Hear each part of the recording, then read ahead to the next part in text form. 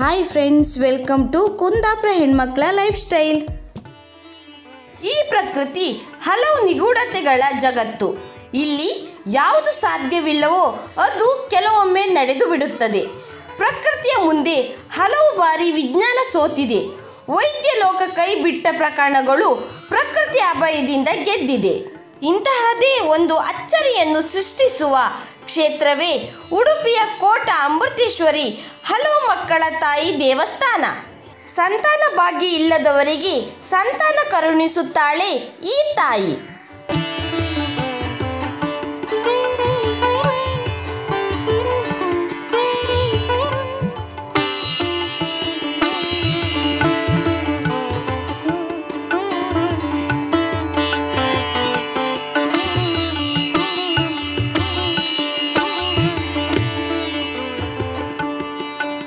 ಉಡುಪಿ ಜಿಲ್ಲೆಯ ಕುಂದಾಪುರ ತಾಲೂಕಿನ ಕೋಟದಲ್ಲಿರುವ ಅಮೃತೇಶ್ವರಿ ದೇವಸ್ಥಾನವು ಕುಂದಾಪುರದಿಂದ ಸುಮಾರು 10 ಕಿಲೋಮೀಟರ್ ದೂರದಲ್ಲಿದೆ ಹಾಗೂ ಉಡುಪಿಯಿಂದ 26 ಕಿಲೋಮೀಟರ್ ದೂರದಲ್ಲಿದೆ.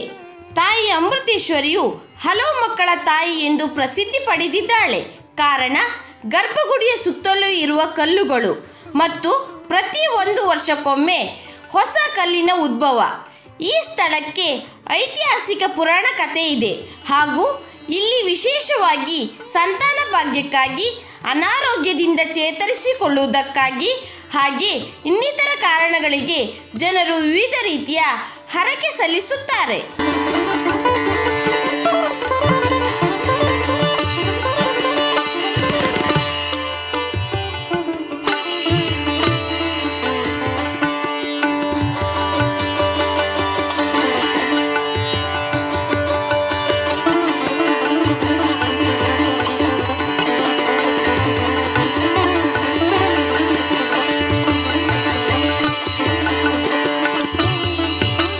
ಒಂದಂಶದಿಂದ ದುಷ್ಟರನ್ನು ದಮನ ಮಾಡುವ ಮಾರಿ ದೇವತೆಯಾಗಿಯೂ, ಇನ್ನೊಂದಂಶದಿಂದ ಮಕ್ಕಳಿಗೆ ಹಾಲನ್ನು ನೀಡುವ ಅಮೃತೇಶ್ವರಿಯಾಗಿಯೂ ಈಕೆ ವಿರಾಜಿಸುತ್ತಿದ್ದಾಳೆ.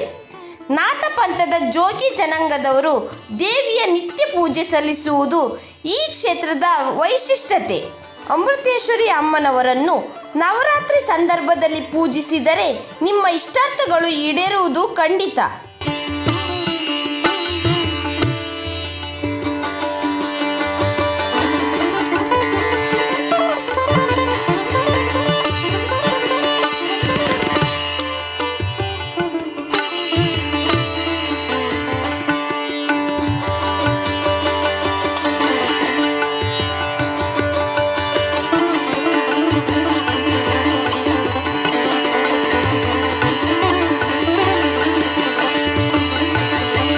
ರಾಮಾಯಣದ ಕಾಲದಲ್ಲಿ ರಾವಣನ ಬಂಧುವಾದ ಖರಾಸುರನು ಪತ್ನಿ ಕುಂಭಮುಖಿ ಹಾಗೂ ಸಹೋದರಿ ಶೂರ್ಪನಖಿಯೊಂದಿಗೆ ದಂಡಕಾರಣ್ಯದಲ್ಲಿ ವಾಸಿಸುತ್ತಿದ್ದನು. ಒಮ್ಮೆ ಈತನ ಪತ್ನಿ ಕುಂಭಮುಖಿಯು ಹಾಗೂ ಸಹೋದರಿ ಶೂರ್ಪನಖಿಯರು ಅರಣ್ಯದಲ್ಲಿ ಸಂಚರಿಸುತ್ತಿದ್ದರು. ಆಗ ಏಕಮುಖ ಎಂಬ ಮಹರ್ಷಿಯ ಪತ್ನಿ ವಿಧವೆಯಾದ ಅತಿಪ್ರಭೆಯು ತನ್ನ ಮಗ ಬಹುಶ್ರುತ ಎಂಬುವನೊಂದಿಗೆ ತೀರ್ಥಯಾತ್ರೆಗೆಂದು ಅದೇ ಮಾರ್ಗದಲ್ಲಿ ಚಲಿಸುತ್ತಿದ್ದಳು. ಶೂರ್ಪನಖಿಯು ಬಹುಶ್ರುತನ ಸೌಂದರ್ಯಕ್ಕೆ ಮರುಳಾಗಿ ತನ್ನನ್ನು ಮದುವೆಯಾಗುವಂತೆ ಕೋರಿದಾಗ ಬಹುಶ್ರುತನು ನಿರಾಕರಿಸುತ್ತಾನೆ. ಇದರಿಂದ ರೊಚ್ಚಿಗೆದ್ದ ಶೂರ್ಪನಖಿಯು ಅವನನ್ನು ಸಂಹರಿಸುತ್ತಾಳೆ. ತನ್ನ ಏಕೈಕ ಮಗನನ್ನು ಕಳೆದುಕೊಂಡು ದುಃಖ ತಪ್ತಳಾದ ಅತಿಪ್ರಭೆಯು ಅಲ್ಲಿದ್ದ ಕುಂಭಮುಖಿಯೇ ತನ್ನ ಮಗನನ್ನು ಸಂಹರಿಸಿದ ಶೂರ್ಪನಖಿ ಎಂದು ತಿಳಿದು ನಿನಗೆ ಮಕ್ಕಳಾಗದಿರಲಿ ಎಂದು ಶಾಪ ಕೊಟ್ಟಳು. ನಂತರ ತನ್ನ ಮಗನ ಮರಣಕ್ಕೆ ಕಾರಣಳಾದವಳು ಕುಂಭಮುಖಿ ಅಲ್ಲವೆಂದು ತಿಳಿದು ನಿಜಕ್ಕೂ ಮಗನನ್ನು ಸಂಹರಿಸಿದ ಶೂರ್ಪನಖಿಗೆ, ಎಲೆಯ ಶೂರ್ಪನಖಿಯೇ, ನೀನು ಪುನಃ ರೂಪವಂತನನ್ನು ಮೋಹಿಸಿ ಮಾನಭಂಗ ಹೊಂದಿದವಳಾಗಿ ನಿನ್ನ ವಂಶಕ್ಕೆ ಮೃತ್ಯು ಸ್ವರೂಪಳಾಗೆಂದು ಶಾಪ ಕೊಟ್ಟು ಪ್ರಾಣತ್ಯಾಗ ಮಾಡಿದಳು. ಶಾಪದಿಂದ ದುಃಖ ತಪ್ತಳಾದ ಕುಂಭಮುಖಿಯು ನಡೆದ ವಿಚಾರವನ್ನು ತನ್ನ ಪತಿಯಾದ ಖರನಿಗೆ ತಿಳಿಸಿದಳು. ಖರಾಸುರನು ಕುಂಭಮುಖಿಯನ್ನು ಸಂತೈಸಿ ಈ ಶಾಪವು ನಿವಾರಣೆಯಾಗಿ ಮಕ್ಕಳನ್ನು ಪಡೆಯಲು ಮುಂದೇನು ಮಾಡಬೇಕೆಂದು ಯೋಚಿಸಿ ತನ್ನ ಕುಲಪುರೋಹಿತರಾದ ಶುಕ್ರಾಚಾರ್ಯರ ಮೊರೆ ಹೋದನು. ಶುಕ್ರಾಚಾರ್ಯರು ಮಾಯಾಸುರನಿಂದ ನಿರ್ಮಿತವಾದ ಜ್ಯೇಷ್ಠ ಲಿಂಗವನ್ನು ತಂದು 1 ವರ್ಷ ಪರ್ಯಂತ ದೀಕ್ಷಿತನಾಗಿ ಆ ಲಿಂಗವನ್ನು ಪೂಜಿಸಬೇಕೆಂದು ನಿನ್ನ ಪತ್ನಿಯಾದ ಕುಂಭಮುಖಿಯು ಕೂಡ ನಿಷ್ಠೆಯಿಂದ ಜಗದಾಂಬಿಕೆಯಾದ ಅಮೃತೇಶ್ವರಿ ದೇವಿಯನ್ನು ಪೂಜಿಸಬೇಕೆಂದು ತಿಳಿಸಿದರು. ಖರಾಸುರನು ಮಾಯಾಸುರನಿದ್ದಲಿಗೆ ಹೋಗಿ ಶುಕ್ರಾಚಾರ್ಯರು ಹೇಳಿದ ಆ ಜ್ಯೇಷ್ಠ ಲಿಂಗವನ್ನು ತಂದು ಮನೋಹರವಾದ ಶುಕಪುರ ಎಂಬಲ್ಲಿ ಸ್ಥಾಪಿಸಿದರು. ಜಗನ್ಮಾತೆ ಅಮೃತೇಶ್ವರಿ ದೇವಿಯನ್ನು ಪ್ರತಿಷ್ಠಾಪಿಸಿ ಪೂಜಿಸಿದರು. ನಿದ್ರಾಹಾರಗಳನ್ನು ತ್ಯಜಿಸಿ ಅತ್ಯಂತ ಶ್ರದ್ಧೆಯಿಂದ ತಪಸ್ಸನ್ನಾಚರಿಸುತ್ತಿದ್ದ ದಂಪತಿಗಳಿಗೆ ಶಿವನು ಪ್ರತ್ಯಕ್ಷನಾಗಿ ಅನುಗ್ರಹಿಸಿದ. ಕೆಲವು ಕಾಲಗಳ ನಂತರ ಶ್ರೀ ಮಹಾವಿಷ್ಣುವಿನ ಅವತಾರ ರೂಪನಾದ ಶ್ರೀರಾಮಚಂದ್ರನು ಈ ದಂಡಕಾರಣ್ಯಕ್ಕೆ ಬಂದಾಗ ಅವನೊಡನೆ ಯುದ್ಧ ಮಾಡಿ ಮುಕ್ತಿ ಹೊಂದುವೆ ಎಂದು ವರವನ್ನು ಅನುಗ್ರಹಿಸಿದನು. ಅಲ್ಲೇ ಸರ್ವತೀರ್ಥ ಸಾನ್ನಿಧ್ಯ ಉಳ್ಳ ಸರೋವರವನ್ನು ನಿರ್ಮಿಸಿ ಅದನ್ನು ವರುಣತೀರ್ಥವೆಂದು ಹೆಸರಿಸಿದನು. ಇದೇ ರೀತಿ ಕುಂಭಮುಖಿಯ ತಪಸ್ಸಿಗೆ ಮೆಚ್ಚಿದ ಅಮೃತೇಶ್ವರಿಯು ಮನೋಹರವೂ ಕಾಂತಿಯುಕ್ತವೂ ಆಗಿ ಪ್ರತ್ಯಕ್ಷಳಾದಳು. ದೇವಿಯ ದಿವ್ಯ ಸ್ವರೂಪ ದರ್ಶನದಿಂದ ಉಂಟಾದ ಸಂತೋಷದಿಂದ ಹಾಗೂ ಋಷಿ ಪತ್ನಿಯ ಶಾಪದ ಪ್ರಭಾವದಿಂದ ಭ್ರಾಂತಳಾಗಿ, ತಾಯೇ, ನೀನು ನಿತ್ಯ ಯೌವನಳಾಗಿ ಶಿವನಂತಹ ಪುತ್ರರನ್ನು ಬಹಳ ಕಾಲದವರೆಗೆ ಪಡೆ ಎಂದು ಬೇಡಿದಳು. ಮಂದಸ್ಮಿತೆಯಾದ ಅಮೃತೇಶ್ವರಿ ದೇವಿಯು ತಥಾಸ್ತು ಎಂದಳು. ಅಲ್ಲದೆ, ಎಲೆ ಕುಂಭಮುಖಿಯೇ, ಋಷಿ ಶಾಪದಿಂದ ನಿನಗೆ ಮಕ್ಕಳನ್ನು ಪಡೆಯುವ ಭಾಗ್ಯ ಇಲ್ಲ. ಆ ಕಾರಣದಿಂದಲೇ ನಾನು ಮಕ್ಕಳನ್ನು ಪಡೆಯುವಂತೆ ಅನುಗ್ರಹಿಸು ಎಂದು ಕೇಳುವ ಬದಲು ನೀನು ಮಕ್ಕಳನ್ನು ಪಡೆ ಎಂದು ಕೇಳಿಕೊಂಡಿರುತ್ತಿ. ಆದರೂ ಚಿಂತಿಸಬೇಡ, ನೀನು ಇಲ್ಲಿಯೇ ನೆಲೆಸಿರುವ ನನ್ನಲ್ಲಿ ಐಕ್ಯವನ್ನು ಹೊಂದಿವೆ. ಅನಂತರ ಇದೇ ಸ್ಥಳದಲ್ಲಿ ಶಿವಲಿಂಗ ಸದೃಶವಾದ ಲಿಂಗಗಳು ಆಗಾಗ ಉತ್ಪತ್ತಿಯಾಗುತ್ತವೆ. ಇವರೇ ನಿನ್ನ ಮಕ್ಕಳೆಂತ ತಿಳಿ. ಅನಂತರ ನಾನು ಹಲವು ಮಕ್ಕಳ ತಾಯಿ ಎಂಬ ಹೆಸರಿನಿಂದ ಪ್ರಸಿದ್ಧಿ ಹೊಂದುವೆಳಾಗಿ ಭಕ್ತರಿಗೆ ಅನುಗ್ರಹವನ್ನುಂಟು ಮಾಡುತ್ತಾ ಇಲ್ಲಿ ನೆಲೆಸಿರುತ್ತೇನೆ ಎಂದು ತಿಳಿಸಿ ಅಲ್ಲಿಯೇ ಅಂತರ್ಧಾನಳಾದಳು. ಕೆಲವು ಕಾಲಗಳ ನಂತರ ಶ್ರೀರಾಮಚಂದ್ರನು ವನವಾಸಕ್ಕೆ ಬಂದಾಗ ಶೂರ್ಪನಖೆಯ ನಿಮಿತ್ತವಾಗಿ ಖರಾಸುರನನ್ನು ಕೊಂದನು. ಕುಂಭಮುಖಿಯು ಶ್ರೀದೇವಿಯನ್ನು ಧ್ಯಾನ ಮಾಡುತ್ತಾ ಅಮೃತೇಶ್ವರಿ ದೇವಿಯಲ್ಲಿ ಐಕ್ಯ ಹೊಂದಿದಳು. ಅಂದಿನಿಂದ ಶ್ರೀ ಅಮೃತೇಶ್ವರಿ ದೇವಿಯ ಸನ್ನಿಧಾನದಲ್ಲಿ ಶಿವಲಿಂಗವು ಉದ್ಭವಿಸತೊಡಗಿತು. ಅಮೃತೇಶ್ವರಿ ದೇವಿಯನ್ನು ಹಲವು ಮಕ್ಕಳ ತಾಯಿ ಎಂದು ಕರೆಯಲಾರಂಭಿಸಿದರು.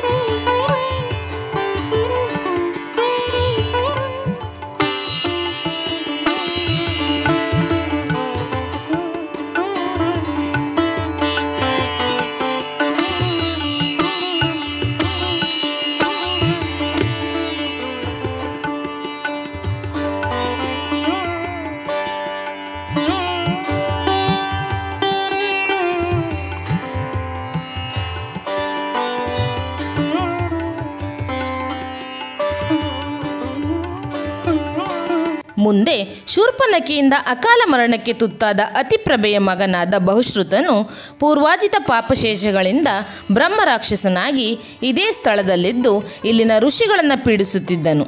ಒಮ್ಮೆ ಶ್ರೀ ಅಮೃತೇಶ್ವರಿ ಸನ್ನಿಧಿಯಲ್ಲಿ ಋಷಿಗಳು ಯಜ್ಞವನ್ನು ನಡೆಸುತ್ತಿರುವಾಗ ಮಾಯಾರೂಪದಿಂದ ಬಂದು ಯಜ್ಞಶಿಷ್ಟವನ್ನು ಅಪಹರಿಸಿಕೊಂಡು ಹೋದನು. ಋಷಿಗಳು ಬ್ರಹ್ಮರಾಕ್ಷಸನನ್ನು ಮಣಿಸುವಂತೆ ಶ್ರೀ ಅಮೃತೇಶ್ವರಿಯನ್ನು ಸ್ತೋತ್ರ ಮಾಡಿದರು. ಋಷಿಗಳ ಭಕ್ತಿಗೆ ಮೆಚ್ಚಿದ ಶ್ರೀದೇವಿಯು ಪ್ರತ್ಯಕ್ಷಳಾಗಿ ಋಷಿಗಳಿಗೆ ಅಭಯವನ್ನು ನೀಡಿದಳು. ನಂತರ ಮಹಾಮಾರಿ ಸ್ವರೂಪಿಣಿಯಾಗಿ ಬ್ರಹ್ಮರಾಕ್ಷಸನನ್ನು ನಾಶ ಮಾಡಿ ಅದಕ್ಕೆ ಮುಕ್ತಿಯನ್ನು ಕರುಣಿಸಿದಳು. ನಂತರ ಇನ್ನು ಮುಂದೆ ಮಹಾಮಾರಿ ಸ್ವರೂಪಳಾದ ನನ್ನನ್ನು ಮದ್ಯ ಮಾಂಸಾದಿಗಳಿಂದ ಅರ್ಚಿಸಿರಿ. ನಾನು ಸಾತ್ವಿಕ ರೂಪಿಣಿಯಾದ ಅಮೃತೇಶ್ವರಿಯಾಗಿಯೂ ತಾಮಸ ರೂಪಿಣಿಯಾದ ಮಾರಿಯಾಗಿಯೂ ಇಲ್ಲಿ ನೆಲೆಸಿ ಇಲ್ಲಿಯ ಜನರ ಸಕಲ ಸಂಕಷ್ಟಗಳನ್ನು ಪರಿಹರಿಸುತ್ತಾ ಇರುತ್ತೇನೆಂದು ಅಭಯ ನೀಡಿದಳು.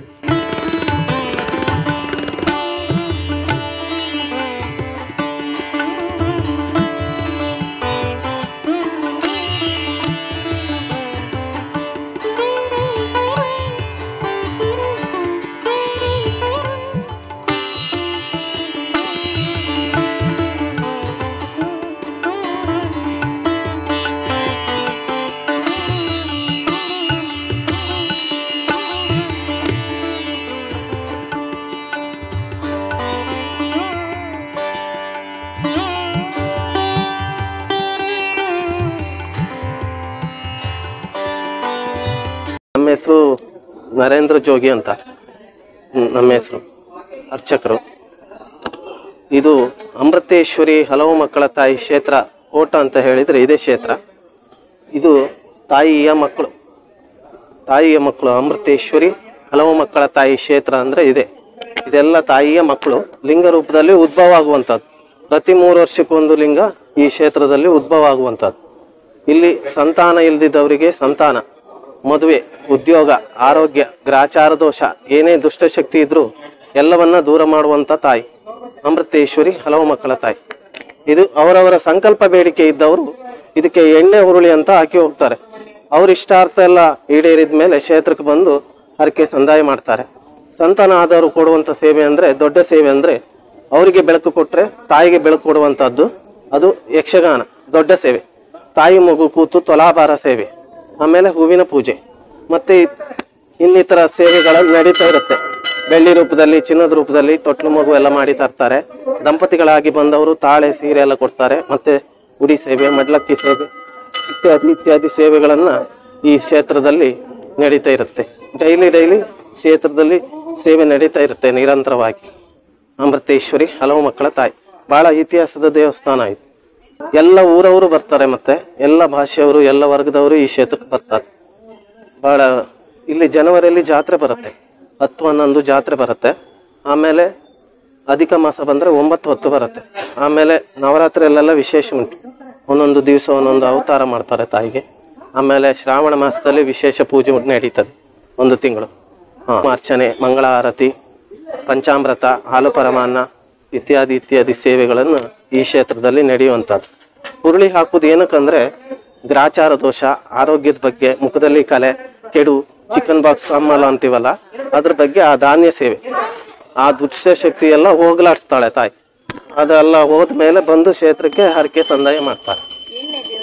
ಎಣ್ಣೆ ಹಚ್ಚುವುದು ಹೇಗಂದ್ರೆ, ಅವರ ಸಂತಾನ ಇಲ್ದಿದ್ದವರು ಮತ್ತೆ ಅವರವರ ಬೇಡಿಕೆ ಇದ್ದವರು ಇದಕ್ಕೆ ಎಣ್ಣೆ ಎಲ್ಲ ಹಚ್ಚಿ ಹೋಗ್ತಾರೆ. ಅವ್ರ ಇಷ್ಟಾರ್ಥ ಎಲ್ಲ ಈಡೇರಿದ ಮೇಲೆ ಕ್ಷೇತ್ರಕ್ಕೆ ಬಂದು ಸೇವೆ ಮಾಡಿ ಹೋಗ್ತಾರೆ, ಹರಕೆ ಸಂದಾಯ ಮಾಡ್ತಾರೆ. ಗುಡಿಯ ಹೊರಾಂಗಣದಲ್ಲಿ ಲಿಂಗಗಳು ಉದ್ಭವಿಸುವುದಷ್ಟೇ ಅಲ್ಲದೆ ಉದ್ಭವಿಸಿದ ಲಿಂಗಗಳು ದಿನ ಕಳೆದಂತೆ ದೊಡ್ಡದಾಗುತ್ತಾ ಹೋಗುತ್ತದೆ. ಈ ರೀತಿಯ ವಿಶೇಷತೆ ದೇಶದ ಇತರ ದೇವಾಲಯಗಳಲ್ಲಿ ಕಾಣಲು ಅಸಾಧ್ಯ. ಸಂತಾನ ಪ್ರಾಪ್ತಿಗಾಗಿ ಇತರ ದೇಶದಿಂದ ಭಕ್ತರು ಇಲ್ಲಿಗೆ ಬರುತ್ತಾರೆ. ಯಕ್ಷಗಾನ ಬಯಲಾಟ ಇಲ್ಲಿನ ವಿಶೇಷ ಸೇವೆ. ಸಂತಾನ ಇಲ್ಲದ ಭಕ್ತರು ಇಲ್ಲಿ ಉದ್ಭವಿಸಿದ ಲಿಂಗಗಳಿಗೆ ಎಣ್ಣೆ ಹಚ್ಚಿ ಅದರ ಮೇಲೆ ಹುರುಳಿ ಕಾಳುಗಳನ್ನು ಇಟ್ಟು ಹಿಂಗಾರವನ್ನು ಹಿಡಿದು ಸಂಕಲ್ಪ ಮಾಡಿಕೊಂಡರೆ ಸಂತಾನ ಪ್ರಾಪ್ತಿಯಾಗುತ್ತದೆ ಎನ್ನುವುದು ಭಕ್ತರ ನಂಬಿಕೆ. ಪಂಚಾಮೃತಾಭಿಷೇಕ, ತುಲಾಭಾರ, ತೊಟ್ಟಿಲು ಸೇವೆ ಇತ್ಯಾದಿಗಳು ಇಲ್ಲಿನ ಪ್ರಮುಖ ಸೇವೆಗಳು.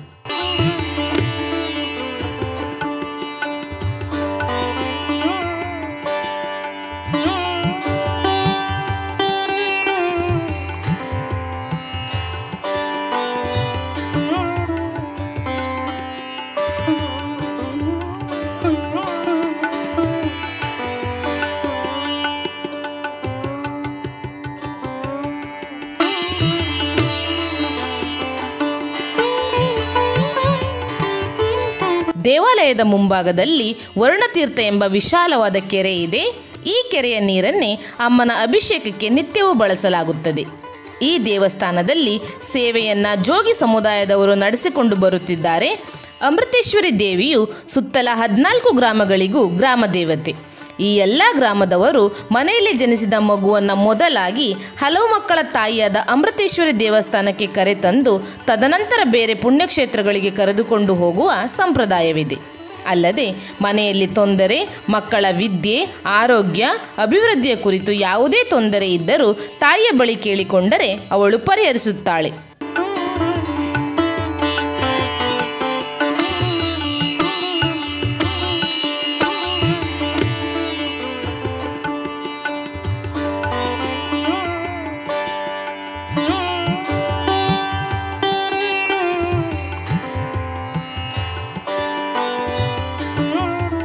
ದೇವಿಯ ಮುಂಭಾಗದಲ್ಲಿ ಶ್ರೀ ರಕ್ತೇಶ್ವರಿಯ ಶಿಲಾಮೂರ್ತಿ ಇದೆ.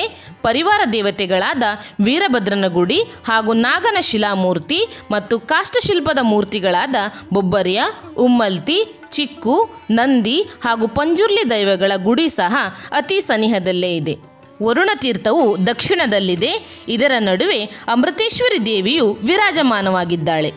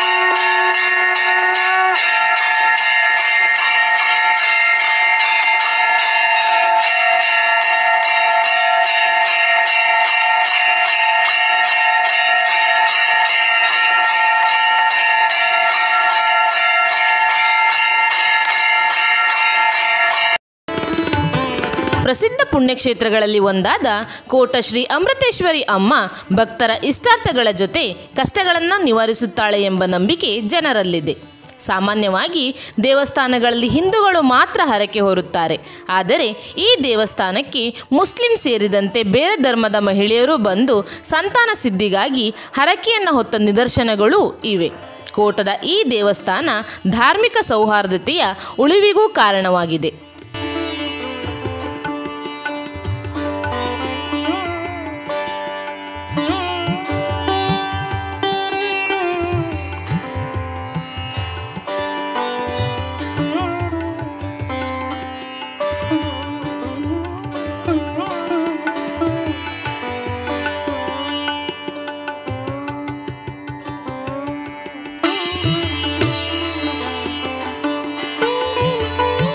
ಹೀಗೆ ನಿತ್ಯ ಯೌವನೆಯಾಗಿ ಕಂಗೊಳಿಸುವ ಸರ್ವಮಂಗಳೆ ಶಿವನರಸಿ ಶ್ರೀ ಅಮೃತೇಶ್ವರಿ ಅಮ್ಮನವರನ್ನು ನೀವು ಕೂಡ ಒಮ್ಮೆ ಕಂಡು ಪುನೀತರಾಗಿ.